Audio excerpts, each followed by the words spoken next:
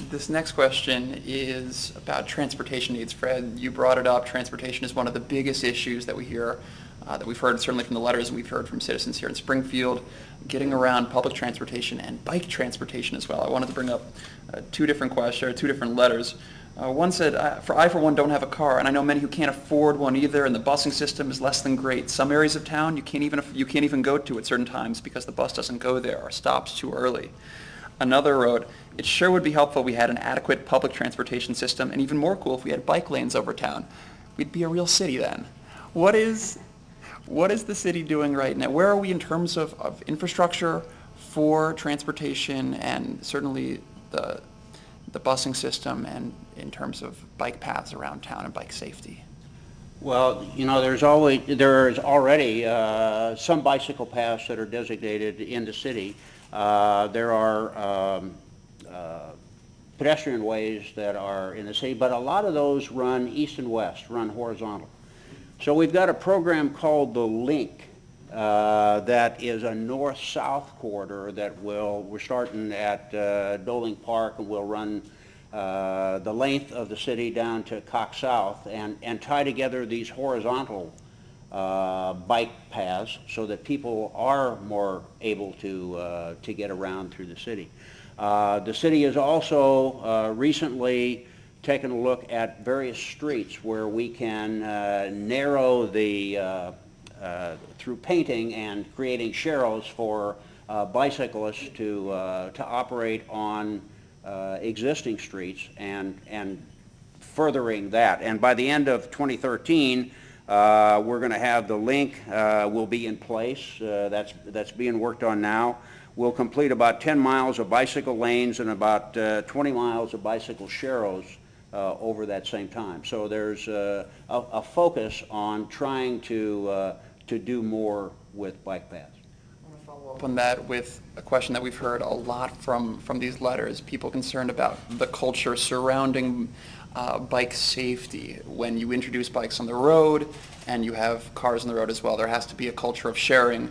What does Springfield have to do to create that culture and allow people to feel safe on the roads? Well, I think we need to work through civic organizations, through public media, public PSA kind of announcements that are helping people understand that it's okay to share the road. We'll have signs on the side of the road. We've got the new message boards that are reminding people to share the road. So I think it's a public information kind of a responsibility to get the word out. I'm going to have one more for Fred, and then we're going to open this up to a much larger discussion about traffic here that I know is going to be a little bit contentious. We had a question about stoplights in town. Certainly this intersection here just up the road at Campbell, which is about to undergo some major construction. Are there specific areas besides Campbell that are being targeted for renovation, that are being targeted to make the flow of traffic a little bit smoother? We've heard over and over again people concerned about how long it takes to get around town. Well, you know, I moved here from the East Coast, and it's remarkable, I think, how easy it is to get around town. But we are investing through some of the 1/8 cent residual balance that we have from a prior 1/8 cent campaign to purchase and install signal controllers that will enable, you know, we've got a new facility that's in the Public Works area, the Transportation Management Center, and they monitor all of the traffic at every stoplight in town. We adjust those for morning traffic coming from south to north or north to south. And so being able to control those from a center should help to expedite the flow of traffic and attune it to the time of the day. I want to bring this over to Michael for a second. I know that you've looked at the levels of engagement in parts of the city. How does certainly traffic patterns, how does transportation and the accessibility, how does that play into the larger picture of engagement here? Well, certainly the built environment is a major factor in how people interact with each other in any type of social organization. And one of the things that has become a focal point of the city's strategic plan. There's a transportation chapter in the city strategic plan, and they're looking at this idea of complete streets. And complete streets are basically designed and operated to enable safe access for all users, meaning there's sidewalks for people to walk on, there's bike lanes for people to bike on, and there's car lanes for people to drive on, right? And that kind of would help to encourage some of these types of behaviors. In addition, it used to be that we didn't have air conditioning and all of these things in our houses, which kept us inside in the summertime when it's 100 degrees out, like it has been for the last couple weeks around here. That's one thing that in some of the less well-off areas of the city, a lot of people still don't have air conditioning. So they hang out on their front porches or they hang out outside. That encourages people to actually talk to each other and to get to know each other. And this is in areas of the city where people tend to be less engaged and less active. And so, there's a lot of different dynamics, but certainly built environment can be done in a way that encourages people to get to know each other, to get to know their neighbors, and to interact and socialize in ways that are more productive than sitting inside in the air conditioning all day. Becky, you served for how many years again with 18. the school system? 18 years with the school system. We're going to keep a clock on you on this one to make Okay. sure we don't go too long, but I know you have an opinion on it. I have an opinion. Well, how does all of this traffic, how does that affect the ability to get kids to school and get kids involved in their communities and their schools? It's an issue, and as far as the schools provide transportation for students in the elementary if they are 1.5 miles from that school.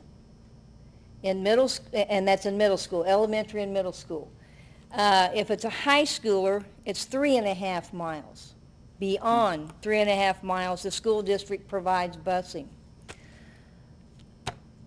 There's a lot of kids riding their bikes, walking, and what I would constantly encourage is carpooling. I think we've kind of gotten away from carpooling, and maybe it's because of liability insurance or something. Everybody's kind of afraid to transport other people's children. But it definitely is an issue that the school system is continually trying to look at.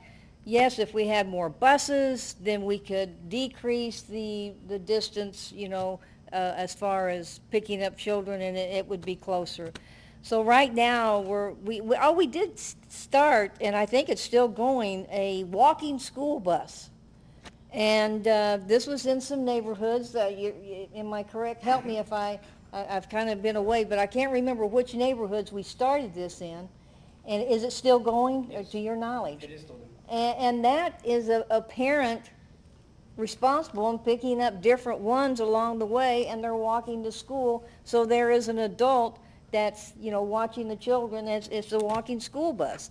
Again, I don't know how many neighborhoods or schools we have something like this going in, but I think it's a wonderful idea and concept that could grow anywhere in the city. As far as adults, and they don't have to have children going to school. They can be retired adults such as myself, and I think I've just opened the can of worms there. I might be the next walking adult for Carver School or something. Kathleen, where does this fit in with the larger picture of getting people here to the libraries, getting them to participate? Well, I'll look at the teens. We have teen councils at several of the branches, and that's where teenagers can show up and go to these regular meetings at the branches, and they can actually decide, help decide what books, what teen books we might carry in the library district, what movies we might carry, what kinds of programs that we might have for the teens and kids. And we also have teen volunteers who are encouraged to participate not only in teen programs, but then help with the children programs too, or just do projects around the library.